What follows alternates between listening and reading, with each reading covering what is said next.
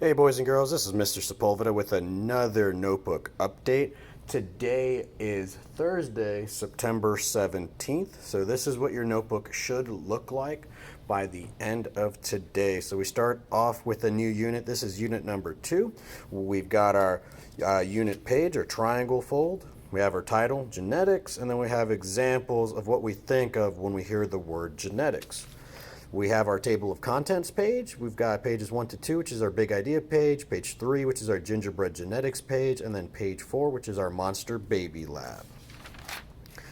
Here's the big idea pages. We've only got 2 big idea questions for this unit. The first one is, why do organisms of the same species differ from their parents?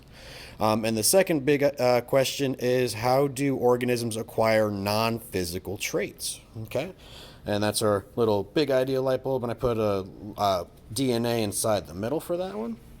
Our gingerbread genetics, where we had our grandparents and we saw how traits were moving down from the grandparents to their children, so in this case mom and dad, and then how these children move their genetics together to their children, so from grandparents all the way to grandchildren, and we can see how they've acquired different traits along the way.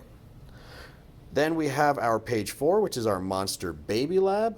If you did this digitally, you have it in your slideshow. If you did this on paper, this is what it kind of looks like.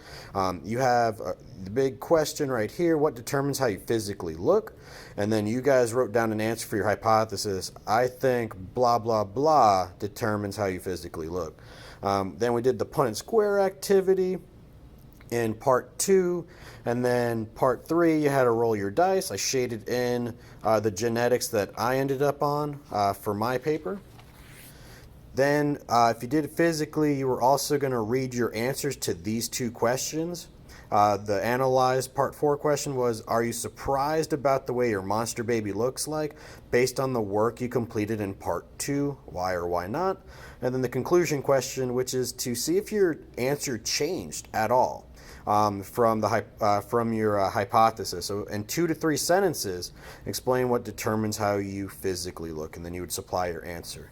And then by Friday, you should be uploading what your monster looks like. I even went ahead and marked down all the genetic markers on this monster baby. Okay, I hope this helps you guys. I hope you guys are up to date with your Unit 2 notebook.